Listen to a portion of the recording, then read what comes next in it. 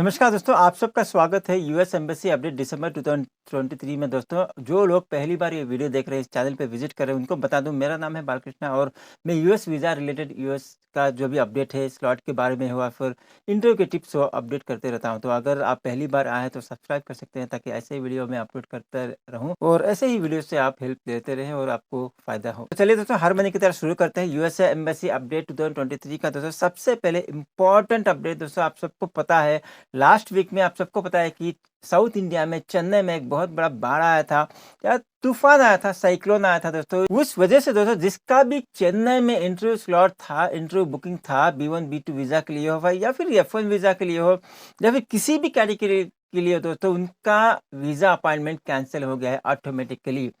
दोस्तों, अभी क्या होगा? आप लोगों ने कहा कि देखिए सर, हमारा इंटरव्यू कैंसिल हो गया और उन्होंने कहा है कि we will let you know shortly. उसके पहले दोस्तों, मैं छोटा-सा एग्ज़ाम्पल देता हूँ। G20 समिट जब दिल्ली में हुआ था, वहाँ पे भी सेम केस था दोस्तों। जब G20 समिट का उस वीक में जिसका भी उस दिन जिसका भी इंटरव्यू था, 1 दिन पहले, उसके बाद उन्होंने 1 दिन पहले भी, उस वीक में 2-3 दिन उनका इंटरव्यू कैंसल हो गया और उनको बताया गया है कि हम आपको एक अल्टरनेटिव डेट जल्दी देंगे। और उनको 1 हफ्ते के लिए, 1 हफ्ते नहीं बोलूँगा, 1 या 2 दिन के अंदर-अंदर दोस्तों उनको एक अल्टरनेटिव डेट मिल गया नेक्स्ट वीक का। और जिनका भी G2 समिट के वजह से दिल्ली का वीज़ा इंटरव्यू अपॉइंटमेंट कैंसल हुआ था, उनको नेक्स्ट वीक में, यानी कि 1 या 2 हफ्ते के अंदर-अंदर डेट मिला और वो इंटरव्यू अटेंड किए थे। यूजुअली जो भी हमारे लोग, जो भी जानकार थे, वो उनका वीज़ा अप्रूव भी हो गया। मैं अप्रूव के बारे में बात नहीं करूँगा। उनको अल्टरनेटिव इंटरव्यू डेट मिल गया। अब बात है चेन्नई के बारे में। आपका अब कैंसल हो गया, राइट? आपको मिल गया होगा, ये वीडियो मैं 2-3 दिन लेट बना रहा हूँ। आपको वीज़ा अपॉइंटमेंट डेट मिल गया होगा। अगर मिला तो कमेंट सेक्शन में कमेंट करके बताइए। अगर नहीं मिला तो बहुत जल्द आपको अल्टरनेटिव डेट मिल जाएगा। आपको कोई चिंता करने की ज़रूरत नहीं। अगर फिर भी लगता है कि आपको नहीं मिला, आप सीजीए पोर्टल में जाके चेक कीजिए। हो सकता है कि आप जब ट्राई कर रहे हैं आपको स्लॉट मिल जाए, या फिर वेट कीजिए, एम्बेसी से ये अपडेट आएगा कि भाई आप ट्राई कर सकते हो अभी, या फिर इस दिन पे ट्राई कीजिए, या फिर हम इस डेट का दे रहे हैं।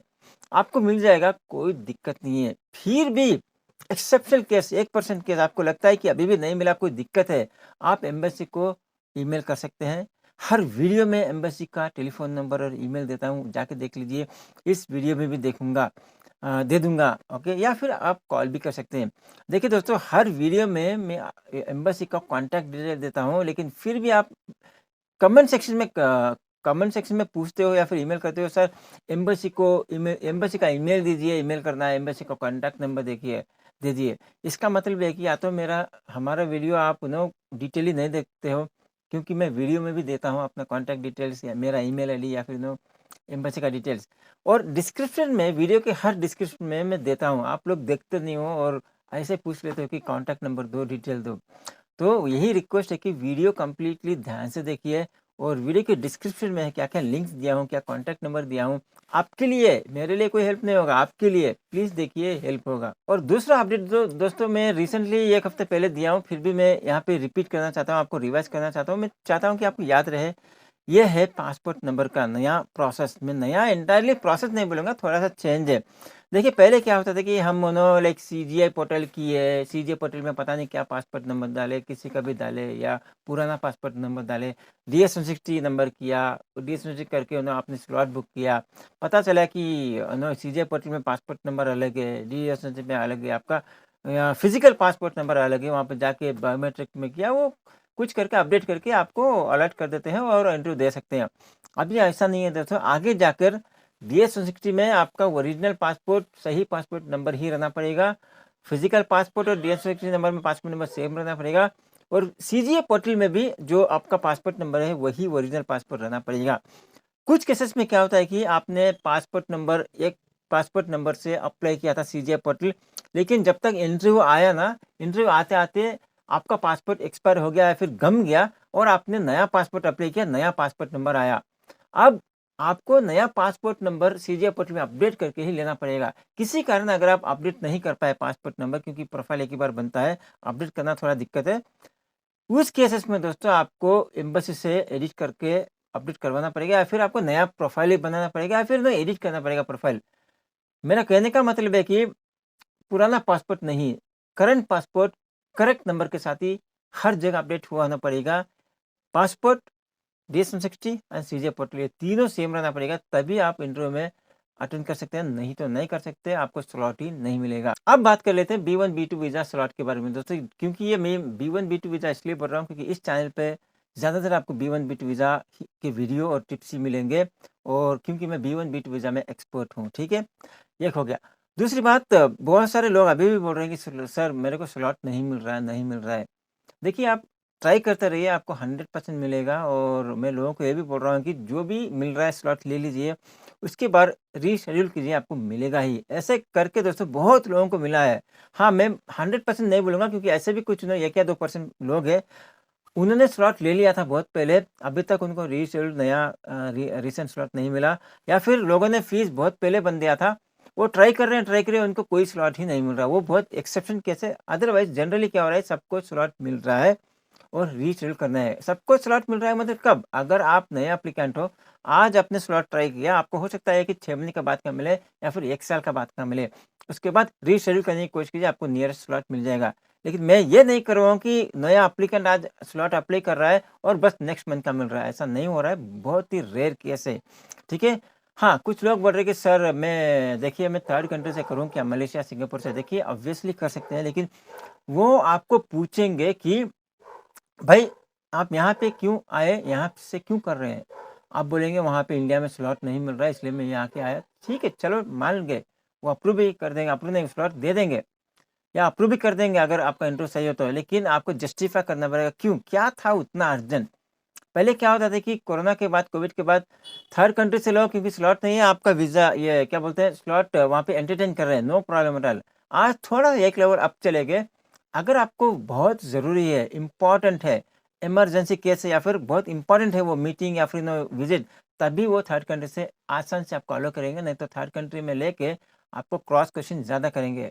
ऐसा नहीं कि मेरे को बस घूमना है, मेरे को इंडिया में स्लॉट नहीं मिल रहा था, मैं इंडिया में ये मलेशिया, सिंगापुर में आके ले लिया, वो नहीं चलेगा, आपको दिक्कत होगा। मैं ये नहीं कर रहा है कि वो आपको इंटरव्यू नहीं लेंगे, आपको दिक्कत करेंगे क्रॉस क्वेश्चन। अगर मैं कहूँ कि देखिए मेरा एक बिज़नेस मीटिंग है, बहुत ही इम्पोर्टेंट है, उसी डेट में मेरे को जाना है क्योंकि वो फिक्स्ड मीटिंग है कंपनी से, तो यहाँ पे लॉजिकल आंसर बनता है, जस्टिफिकेशन अच्छा बनता है, आपको कोई दिक्कत नहीं करेंगे, तंग नहीं करेंगे। हो गया। और दोस्तों ऐसे भी केस मैं देखा हूँ कि जैसे आप इंडिया से हैं और कुछ लोग इंडिया के बाहर जाके जॉब कर रहे हैं, जैसे कोई स्टूडेंट है यूके में पढ़ रहा है, ठीक है? वो आके इंडिया में दे नहीं सकता, क्योंकि यूजुअली क्या होता है कि यू आर रेसिडेंट, जहाँ पे लोकली रिसाइड करते हो, वहीं से आपको इंटरव्यू देना पड़ता है। जैसे अगर मैं इंडिया से हूँ, इंडिया से ही मेरे को इंटरव्यू देना पड़ेगा, ना कि मलेशिया, सिंगापुर से। अगर मलेशिया, सिंगापुर से दूँगा तो जस्टिफाई करना पड़ेगा। उसी तरह अगर इंडियन स्टूडेंट कोई जाके बाहर पढ़ाई कर रहा है 1-2 साल से, वो आके इंडिया से नहीं दे सकता। वो पूछेंगे भाई you are locally residing out of India, London में, इंडिया से क्यों दे रहे हो? आपको लंदन से ही देना पड़ेगा। या फिर कहीं गल्फ कंट्री में रह रहे हो, गल्फ कंट्री में जॉब कर रहे हो आप, गल्फ कंट्री से ही आपको यूएस वीज़ा इंटरव्यू देना पड़ेगा, ना कि इंडिया को आके। वो तो बोलेंगे भाई you are a local resident of Gulf, right? अगर दुबई में हो, दुबई से ही आपको देना पड़ेगा, इंडिया में आकर नहीं। लॉ ये कहता है कि जहाँ पे आप लीगली, यानी कि क्या बोल रहे हैं, लीगली या फिर लोकली रिसाइड कर रहे हो, जहाँ पे रह रहे हो, रेसिडेंट हो, जॉब कर रहे हो या फिर पढ़ाई कर रहे हो, वहीं से देना पड़ेगा। आप इंडिया में वापस आओगे तो या तो रिजेक्ट कर देंगे, या तो बोलेंगे कि please apply from there only, उसी कंट्री से, ठीक है? हाँ, अगर देखिए इंडिया में है, इंडिया से आप घूमने के लिए गए, वहाँ पे घूमने के लिए जाके फिर वहाँ से अप्लाई करना है, फिर भी नहीं कर सकते, आपको इंडिया से वापस वापस आके कर सकते हो, नो इश्यूज़। लेकिन किसी कंट्री में आप परमानेंटली रह रहे हो, जैसे पढ़ाई के लिए, जॉब के लिए, वहीं से अप्लाई करना पड़ेगा। इंडिया से मत कीजिए, रिजेक्ट हो जाएगा। अब देखिए स्टूडेंट वीज़ा की बात करूँ तो एक्चुअली लास्ट इंटेक के लिए कंप्लीट हो गया है, और लोग मेरे को पूछ रहे हैं कि सर जो रिफ्यूज़ हो गया था एफ-1 वीज़ा का, उनका स्लॉट कब ओपन होगा? मेरे को इसके बारे में ज़्यादा अपडेट नहीं है, लेकिन मुझे पता है कि केस बाय केस बेसिस वो स्लॉट मिल रहा है और आप इंटरव्यू भी दे दे सकते हैं। लेकिन नेक्स्ट इंटेक के लिए बहुत जल्द ओपन होगा, आपको पता है। तो जब वो मेरे को ज़्यादा अपडेट मिलेगा तो मैं आपसे शेयर करूँगा, तब तक प्लीज़ हैव पेशेंस। मैं अभी कोई भी वर्क परमिट वीज़ा के बारे में बात करूँ, वर्क परमिट वीज़ा के स्लॉट के बारे में, जैसे H-1B हो गया, L-1 हो गया, जो भी अदर वर्क परमिट, देखिए आपको केस बाय केस बेसिस पे, नीड बेसिस पे, कंपनी का जो रिक्वायरमेंट है उस बेसिस पे स्लॉट मिल रहा है, और अपॉइंटमेंट भी मिल रहा है, इंटरव्यू भी अटेंड कर रहे हैं, अप्रूव भी हो रहा है। तो डिपेंड्स अपॉन, मेरे को इन डेप्थ अभी मैं रिसर्च नहीं किया हूँ, लेकिन इतना पता है कि केस बाय केस बेसिस और नीड बेसिस में जो भी क्या बोलते हैं डिमांड है कंपनीज का, उसके बेस पे मिल रहा है। सीजीआई पोर्टल की बात करें, नया सीजीआई पोर्टल के बारे में दोस्तों, देखिए नए सीजे पोर्टल के बारे में जितना इश्यूज़ जितना लोग कंप्लेन करते थे मेरे को ये कमेंट सेक्शन में या फिर ईमेल से 3 महीने की पहले की बात कर रहा हूँ, आज देखा तो बहुत ही कम हो गया है, उतना नहीं है। It has been reduced. लेकिन क्या सीजे पोर्टल 100% सही हो गया? नहीं हुआ, अभी भी नहीं हुआ। अभी भी लोग मेरे पास आ रहे हैं कि सर सीजे पोर्टल में मेरे को ये एरर आ रहा है, ये प्रॉब्लम आ रहा है, वगैरह-वगैरह। तो मैं अगर पता है तो मैं बता देता हूँ, नहीं पता है तो मैं बोलता हूँ कि please write to US embassy और कॉल देम, उतना ही है। लेकिन पूरी तरह अभी सीजे पोर्टल सही नहीं हुआ, आपको इश्यूज़ देखने को मिलेंगे। यही सॉल्यूशन है कि आप ट्राई करते रहिए डिफरेंट ब्राउज़र से, डिफरेंट सिस्टम से, सही हो जाएगा। वो भी वही कहते हैं। या फिर यूएस एम्बेसी को कॉल करके डायरेक्टली फ़ोन करें, हो सकता है कि आपको स्पॉन्टेनियसली फिक्स कर देंगे, या फिर ईमेल कीजिए, हो सकता है आपको रिप्लाई करें, क्योंकि ज़्यादातर 99.99% लोग बोलते हैं कि ऑटोमेटेड रिप्लाई आता है लेकिन सॉल्यूशन के साथ नहीं आता। अगर इसके बारे में अगर कोई ज़्यादा अपडेट मिले मैं आपसे शेयर करूँगा। और लोग मेरे को लगातार या तो कमेंट सेक्शन में पूछते हैं या फिर ईमेल में। कमेंट सेक्शन में सबसे पहले पूछे कि सर मैं आपका ईमेल दो, मेरे को चाहिए। भाई मैं हर बार कहता हूँ, वीडियो में मैं अपना ईमेल देता हूँ, इस वीडियो में भी दे दूँगा मैं। आप ठीक तरह से वीडियो देखेंगे तो मेरा ईमेल नंबर मिल जाएगा, वहाँ से आप मेरे को कॉन्टैक्ट कर सकते हैं। और हर वीडियो के डिस्क्रिप्शन में मैं अपना ईमेल एड्रेस दे देता हूँ, दैट इज़ sunny_25@rediffmail.com, sunny_25@rediffmail.com। आप चेक ही नहीं करते हो, सुनते नहीं हो, देखते नहीं हो ठीक तरह से और बोलते हो कि ईमेल एड्रेस दो। तो हर वीडियो के डिस्क्रिप्शन में मेरा ईमेल एड्रेस मिल जाएगा, प्लीज़ चेक कीजिए, मेरे को ईमेल कर सकते हैं अगर आपको कोई अर्जेंट रिक्वायरमेंट हो या क्वेश्चन हो या गाइडेंस चाहिए। दूसरी बात, कुछ लोग पूछते हैं कि सर, कुछ लोग नहीं ज़्यादा लोग पूछते हैं सर आपका व्हाट्सएप नंबर दो या फिर आपका मोबाइल नंबर दो। देखिए ये हज़ारों लोग देखते हैं वीडियो, मैं व्हाट्सएप नंबर और मेरा मोबाइल नंबर ये वीडियो में कहीं पे भी दे दूँगा, डिस्क्रिप्शन में मैं दे दूँगा, सबको मिल जाएगा और सब इतना फ़ोन करेंगे, व्हाट्सएप करेंगे कि मेरे को अटेंड करने का कोई टाइम ही नहीं मिलेगा, ब्लॉक हो जाएगा, मैं जाम हो जाएगा मेरा मोबाइल, राइट? इसलिए मैं ईमेल एड्रेस देता हूँ, आप ईमेल कीजिए केस बाय केस बेसिस या फिर अर्जेंट बेसिस। रियली आपको आप जेन्युइन हैं और जेन्युइनली मेरा एडवाइस चाहिए, हेल्प चाहिए, तो ईमेल के ज़रिए मैं आपको मेरा ईमेल ये मोबाइल नंबर शेयर करूँगा। ईमेल एड्रेस कैसे आना है मेरे को, हर वीडियो के डिस्क्रिप्शन में मेरा ईमेल एड्रेस आ जाएगा। मेरा मोबाइल नंबर कैसे लेना है, मेरा मोबाइल नंबर मैं आपको ईमेल से शेयर करूँगा। तो simple thing, right?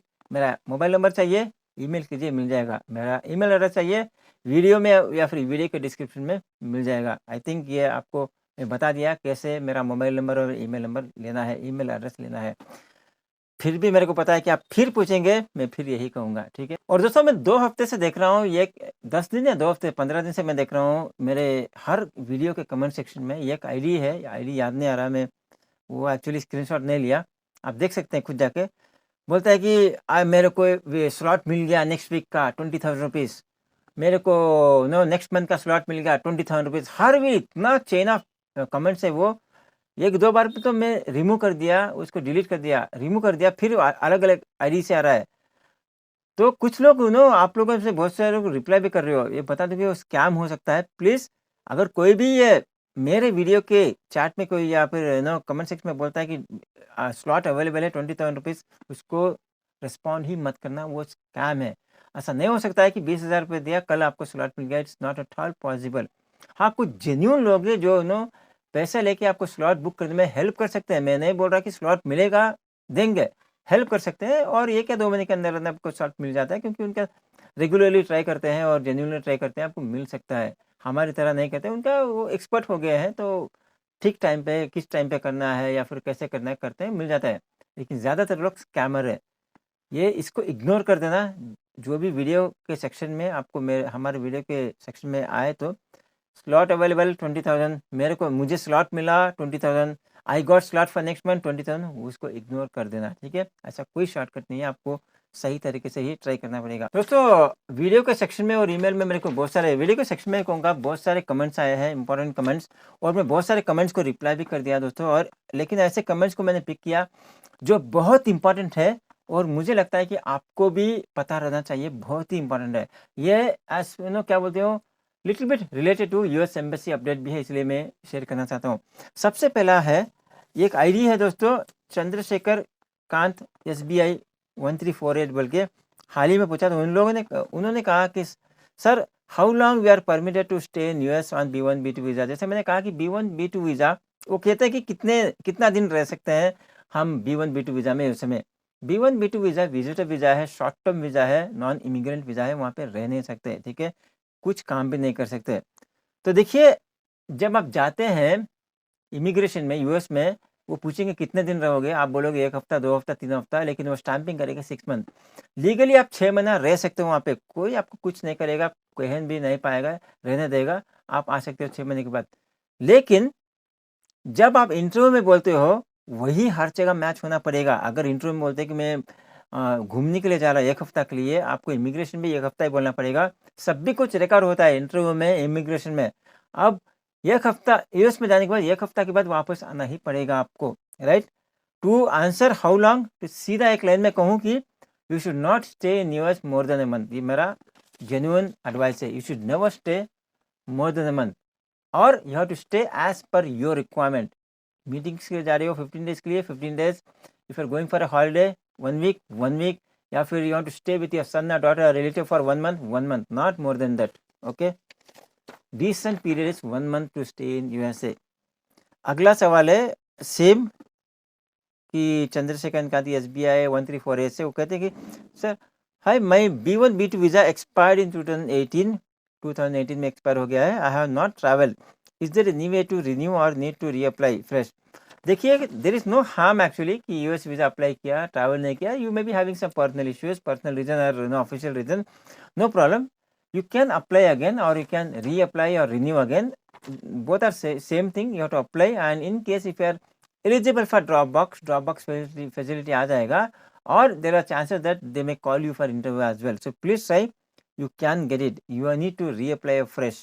You will get a chance. You will get an option of renew. Click on renew button. It will take you to the next steps. If you don't get option of renew button, then you have to apply for a fresh. और एक सवाल है दोस्तों कि king Buk 2957 ID से, वो बोलते हैं कि sir can you please create a video on emergency request for business travel. इसके पहले एक छोटा सा कहता हूँ दोस्तों, मेरे को दो तीन कमेंट्स आया।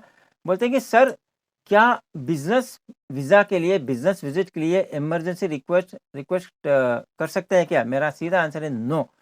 बिजनेस, ये क्या बोलते हैं, बिजनेस वीज़ा मीटिंग्स वगैरह कॉन्फ्रेंस, ये इमरजेंसी में नहीं आता है। इमरजेंसी में क्या आता है, किसी का डेथ हो गया, फ्यूनरल में जाना है, या फिर हॉस्पिटलाइजेशन के जाना है, ट्रीटमेंट के लिए जाना है, वो है इमरजेंसी, नॉट दिस वन। या फिर कोई बहुत बड़ा मीटिंग करना है जो कि इम्पैक्टफुल है, वो है इमरजेंसी रिक्वेस्ट। तो इनका आंसर करते हैं डेफिनेटली किंग ब्यूक आईडी, I will create a new video, a dedicated video on emergency request for business travel, and I will share you soon, so that everybody gets benefited out of that. देखिए दोस्तों, मैं नया video, एक dedicated video बनाऊंगा business visit के लिए emergency request कर सकते हैं क्या, और कैसे करना चाहिए, किस किस केसेस में करना चाहिए, इसके बारे में मैं बहुत जल्द वीडियो बना के शेयर करूंगा ताकि सबको हेल्प हो। अगला क्वेश्चन दोस्तों ये है आईडी विशालगिरी 2964 से, how can I apply for a visit visa? देखिए, how can I apply for a visit visa? Visit visa का nothing but B1 B2 visa का डिटेल प्रोसेस बना के मैं यह वीडियो क्या बोलता हूँ, वीडियो इस चैनल पे डाला हूँ, आप जाके ढूंढिए, या फिर लिंक भी दे दूंगा डिस्क्रिप्शन में। उसमें आपको स्टेप बाय स्टेप गाइड मिल जाएगा, जैसे कि सबसे पहला स्टेप है कि DS-160 फिलअप करना है, कैसे फिलअप करना है, मैं वीडियो बना के स्टेप बाय स्टेप डाला हूँ स्क्रीन रिकॉर्डिंग के साथ। कोई बच्चा नहीं, मैं कोई भी नया बंदा आके फिलअप कर सकता है, ठीक है। उसके बाद CJ पोर्टल में प्रोफाइल बनाना, कैसे बनाना है वो भी बोला हूँ, कैसे पेमेंट करना है वीज़ा फीस का वो भी बताया हूँ, कैसे स्लॉट बुक करना है वो भी बताया हूँ, राइट।